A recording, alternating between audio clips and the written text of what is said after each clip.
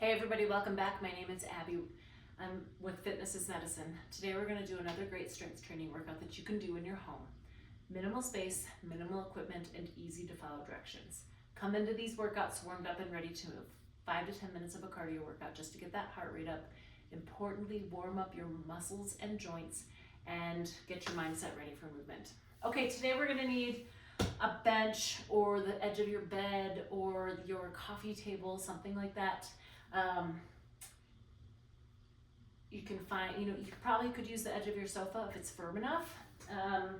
So lots of different options there. A heavier dumbbell, and then we need kind of medium weight dumbbells and then one light dumbbell. And that is it for today. So it's all about dumbbells and body weight today. Okay, we're gonna do a one arm row, just get the day started here. So what that looks like is you're gonna put one knee and one hand, same side, on a bench. And I want you to lift and lower one weight. Now, your shoulders are going to stay level. So you're not going to drop below here. You're going to keep those shoulders level. Row, drive your elbow towards the ceiling, and then slowly lower that back down. So you're controlling the gravity. Tummy nice and tight. Isolating one side at a time here, thinking about squeezing that one shoulder blade toward your spine.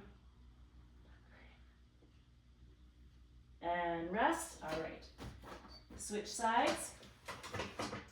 Make sure you're keeping your back very flat here. So when you start, flatten your back.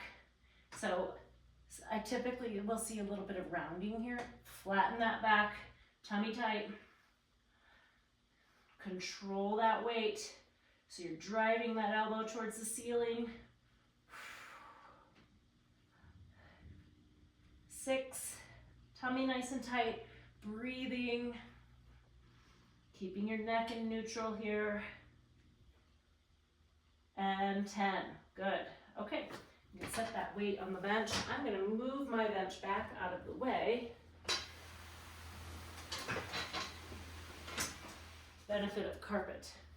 Okay, next we're going to do a squat. So I'm going to use that same dumbbell.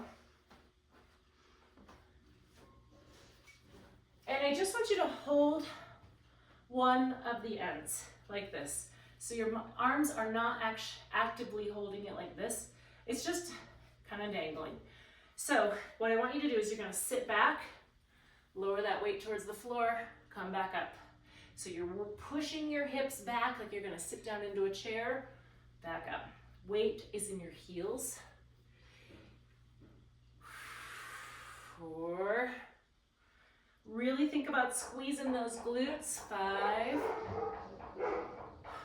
Excuse my dogs. 6. 7. Keeping those shoulders down. You wanna keep your chest nice and tall. Last one here, and rest. Okay, if you're using a heavy dumbbell, make sure you're setting it down with good form onto the ground. You just did those squats with great form. Don't mess it up there. Okay, now I've got a little bit lighter dumbbells here. We're going to do a shoulder press. So let's stagger your feet, but in a wide stance, and this is good to help protect your back. So as you press weight over your head, it can, it's loading your spine just a little bit, which is good if you don't have back pain. Tighten your tummy. And now as you breathe, take a breath, and then breathe out as you press overhead. Now you can keep your elbows out to the side like this, or you can keep them close in, whatever feels best on your joints.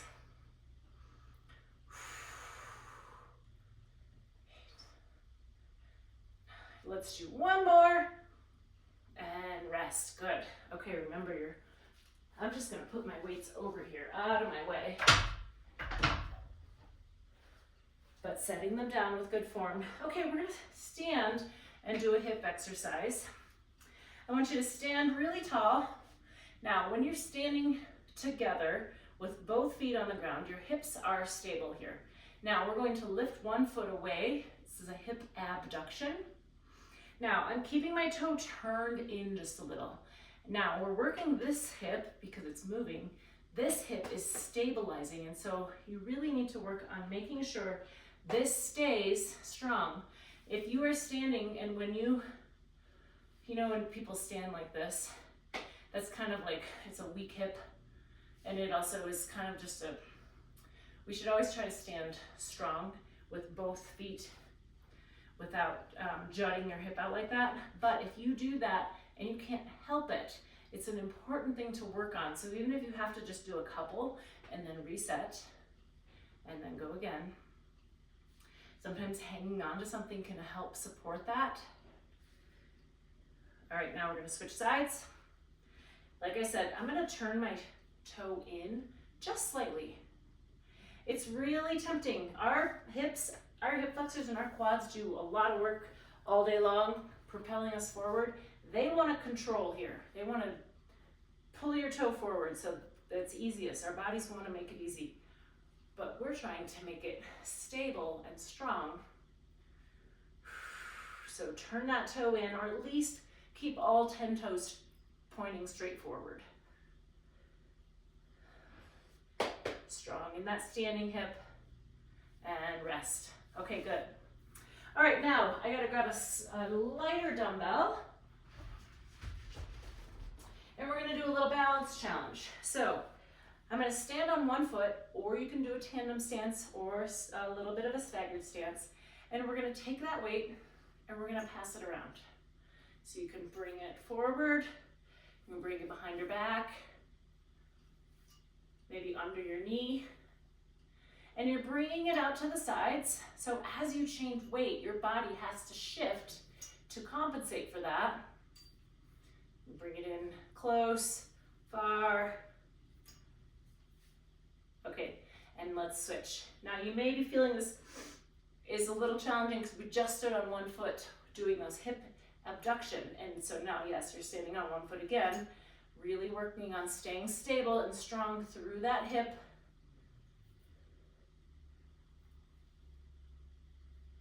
Making those muscles adjust as you change that weight from side to side, front to back. You can hold it out and back, out in front. Be creative. And rest. Okay, good. Now, the last one we're going to do is just ab leans on a chair. So, I gotta grab my chair. I did not get it out. And again, you can do this on your coffee table, you can do this on a chair, you could do it on a ball. But being able to be versatile where you could do these anywhere. So you're gonna sit right up on the edge of your chair. And then I like to bend my knees just enough, I kind of dig my heels in. You can put your hands here or on your knees. You're gonna lean back till you almost touch the chair, and then you're only gonna come up maybe halfway. So you're gonna stay in that really small range of motion here. Chest tall, breathing. It's not a very big movement. If you come all the way up, your abs get to disengage, they get to relax. Keep them working. We all want a stronger core. 2 more. And rest. Good. Okay, go through all of these 1 or 2 more times. Add a little cardio in between, keep that heart rate up, and then follow with a good cool down and stretch. If you need any modifications or changes, please feel free to reach out to me privately or leave a message in the comments below. Other than that, have a great workout, and we'll see you next time. Thanks, everybody.